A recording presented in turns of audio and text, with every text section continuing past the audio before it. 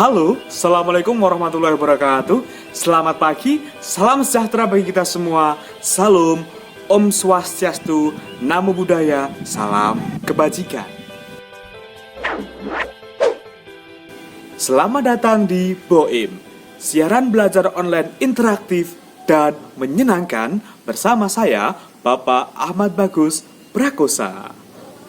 Sebelum memulai pembelajaran, marilah kita meluruskan niat terlebih dahulu bahwa belajar itu untuk mencari ilmu, memperbaiki masa depan, mencari pahala, dan lain sebagainya.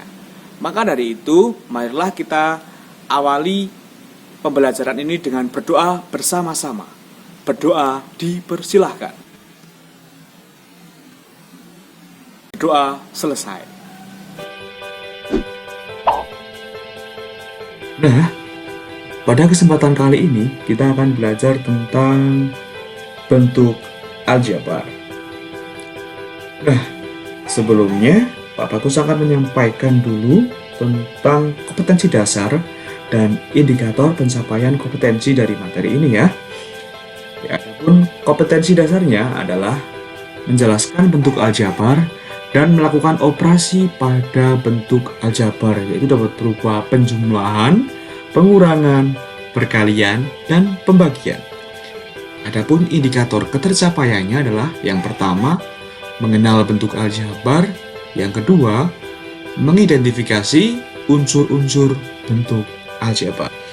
Nah, mungkin dari kalian sudah ada yang mulai bertanya-tanya nih tentang apa itu bentuk aljabar? Apa saja yang ada di dalam aljabar?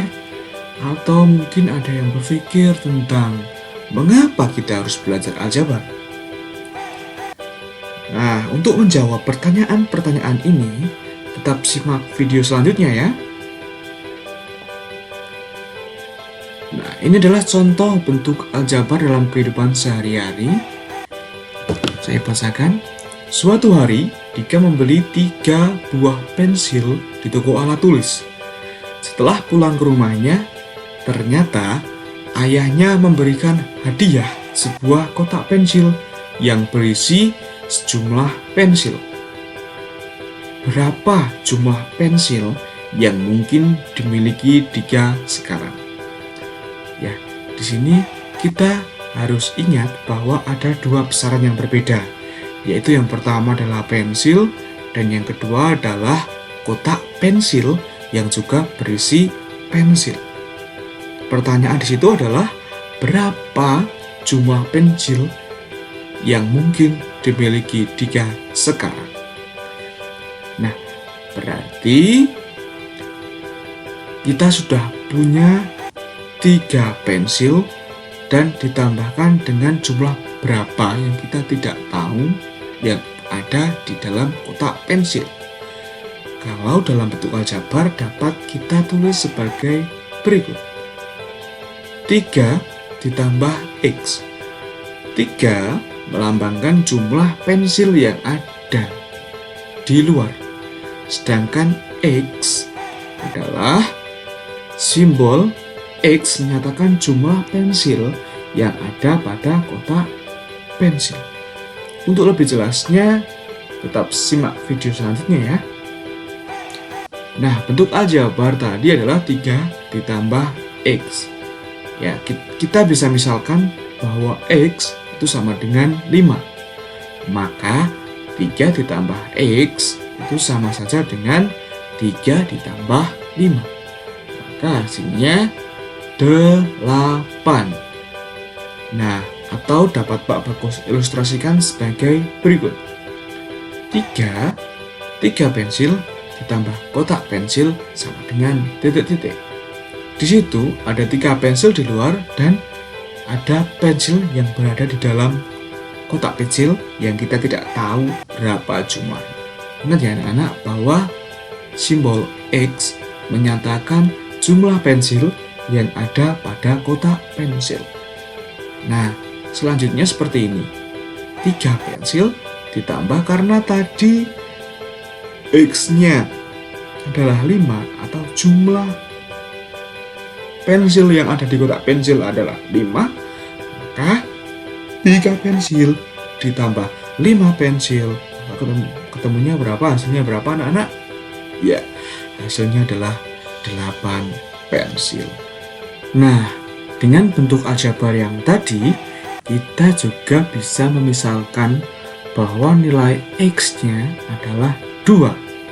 Jika X sama dengan 2, maka 3 ditambah X itu sama dengan 3 ditambah 2. Ingat anak-anak bahwa tadi kita memisalkan X-nya itu sama dengan 2. Maka 3 ditambah X adalah 3 ditambah 2. Hasilnya berapa anak-anak? Ya, hasilnya dari permisalan ini adalah 5. Atau dapat Pak Bagus ilustrasikan sebagai berikut. 3 pensil ditambah pensil yang berada di kotak pensil sama dengan berapa?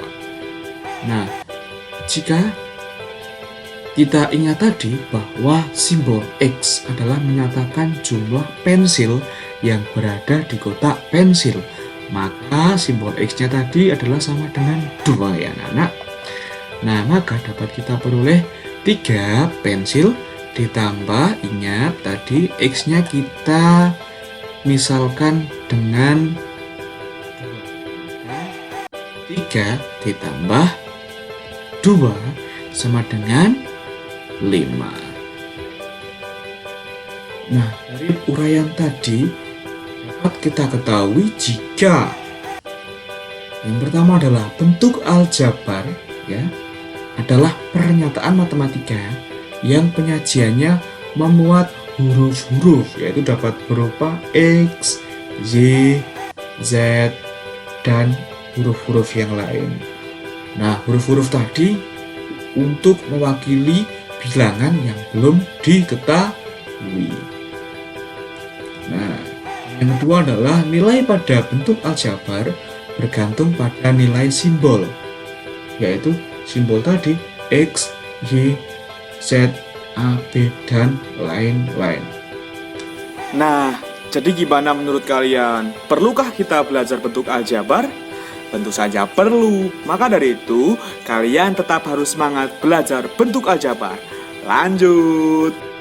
Setelah itu, kita akan belajar tentang unsur-unsur pada bentuk aljabar. Ya, ada apa saja unsur-unsur yang ada di dalam bentuk aljabar? Yang pertama adalah suku, yang kedua adalah variabel, yang ketiga adalah koefisien, dan yang terakhir adalah konstanta. Nah, mungkin dari kalian asing dengan kalimat-kalimat ini atau asing dengan istilah-istilah ini, tetap simak video selanjutnya ya. Nah, di sini yang akan kita bahas yang pertama adalah suku. Contohnya 5x ditambah 3. Suku ini selalu dipisahkan dengan tanda penjumlahan atau pengurangan. Di sini contohnya adalah 5x ditambah 3, maka dipisahkan dengan tanda ya pinter, dipisahkan dengan tanda penjumlahan. Maka ada berapa suku di sini? Ya, ada yang pertama adalah sukunya yaitu 5x dan yang kedua adalah 3. Nah, karena dia memiliki 2 suku, dapat disebut juga sebagai suku 2 atau nama lainnya adalah binomial. Di sini kita tahu bahwa pemisahnya adalah tanda jumlah dan tanda pengurangan. Sehingga di sini ada berapa suku anak-anak? Iya. Ini ada suku yang pertama, ada suku yang kedua, ada suku yang ketiga. Sehingga ini disebut sebagai suku 3 atau trinomial. Ya, adapun hal yang lain yaitu ada nanti suku 1 atau yang hanya ada satu suku saja disebut monomial, atau ada juga suku yang lebih dari 3 yaitu disebut sebagai polinomial. Nah, contoh lagi, Pak Bagus akan memberikan contoh 5x plus 3. Nah, kita akan belajar yang pertama yaitu 5 di sini disebut sebagai apa kira-kira anak-anak? Iya, ini disebut sebagai koefisien. Kenapa disebut sebagai koefisien? Ya, karena koefisien adalah bilangan yang melekat dengan variabel pada suatu suku dalam bentuk aljabar. Nah, koefisien ini selalu diikuti dengan variabel. Nah, berarti X-nya ini adalah pinter. X-nya adalah variabel. Apa itu variabel? Variabel adalah lambang pengganti suatu bilangan yang belum diketahui nilainya. Variabel dapat dilambangkan dengan huruf A, B, C sampai dengan Z.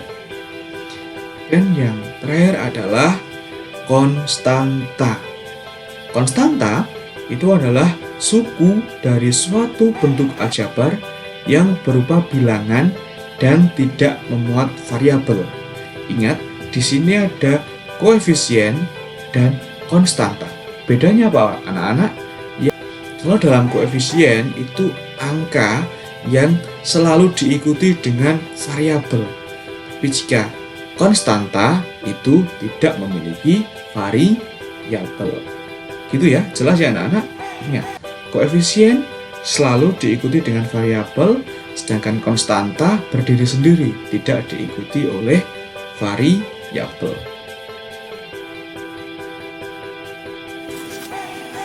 Nah, bagaimana anak-anak? Masih semangat belajar? Tetap harus semangat ya. Yuk kita lanjut ke subbab selanjutnya. Nah, selanjutnya ada submateri suku sejenis dan suku tidak sejenis.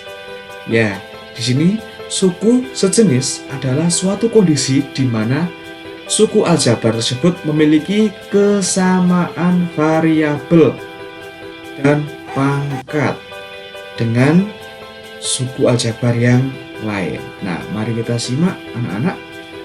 Di sini berarti kita harus mencari adakah yang memiliki variabel yang sama dan pangkat yang sama. Adakah di sini anak-anak? Ya, di sini ada X dan di sini juga ada X. Karena variabelnya sama, maka kedua suku ini disebut dengan suku sejenis, yaitu di situ ada 3x dan negatif 4y. Kenapa 2 tidak? Karena 2y itu memiliki variabel y, sedangkan 2 tidak memiliki variabel, sehingga mereka tidak sejenis. Pada contoh soal yang kedua, ada 3a ditambah 2b ditambah 3b kuadrat ditambah 7a.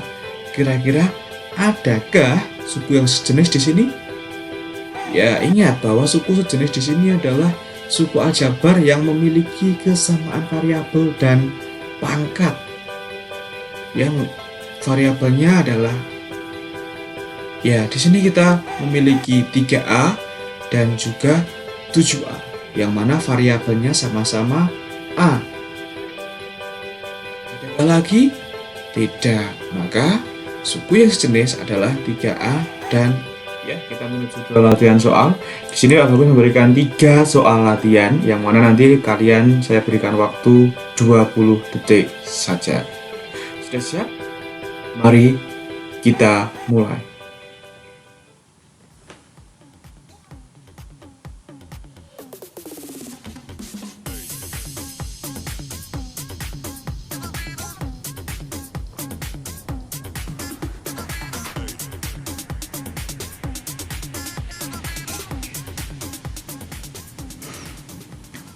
Ya, waktunya sudah habis. Mari kita langsung menuju ke pembahasan.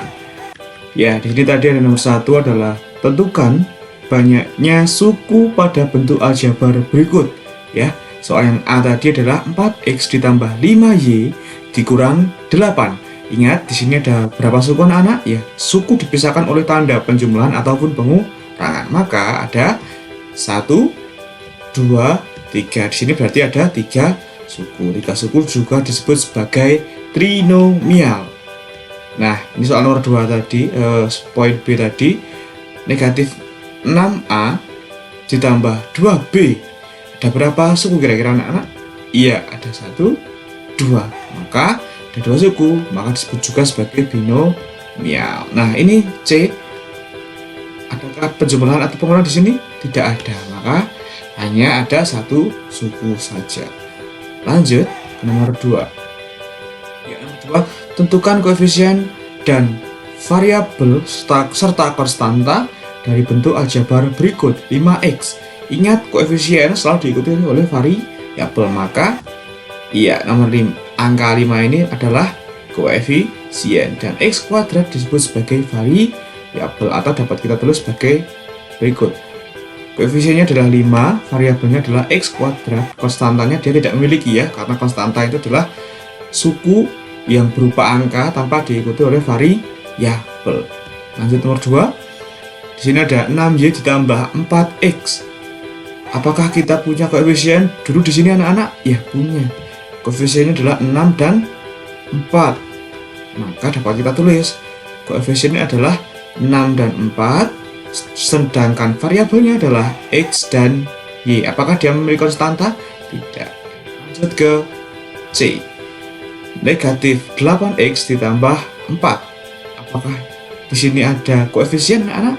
Iya, ada. Koefisiennya hanya negatif 8 saja. Dapat kita tulis sebagai berikut. Koefisiennya di sini adalah negatif 8, variabelnya x, dan ini karena sukunya hanya terdiri dari angka saja tanpa diikuti variabel, maka ini disebut sebagai konstanta. Jelas ya? Lanjut ke soal terakhir. Tentukan suku-suku sejenis dari bentuk aljabar berikut. Soal yang A adalah 7A ditambah 5B dikurangi 2AB dikurangi A ditambah 9. Ingat bahwa suku sejenis harus memiliki variabel yang sama dan pangkat yang sama. Di sini yang sama mana kira-kira? Ya, ada 7A dan negatif A. Adakah yang lain? Tidak ada. Maka suku yang sejenis hanyalah 7A dan negatif A. Lanjut ke yang B. 7x kuadrat ditambah 5y ditambah 5x kuadrat ditambah 2y ditambah 6. Adakah yang sama anak-anak? Iya, di sini yang pertama adalah 7x kuadrat dan 5x kuadrat. Adakah lagi? Oh iya, ada lagi. Di sini adalah 5y dan di sini ada 2y. Maka suku yang sejenis adalah 7x kuadrat dan 5x kuadrat serta 5y dan 2y. Begitu ya, jelas ya anak-anak? Nah, jadi berapa jumlah soal yang kalian jawab dengan benar? Pasti banyak kan? Tetap semangat belajar ya. Demikian pembelajaran yang dapat Pak Bagus sampaikan. Semoga yang sedikit ini bermanfaat. Tetap semangat belajar di mana saja, kapan saja. Kalian luar biasa. See you next time. Assalamualaikum warahmatullahi wabarakatuh.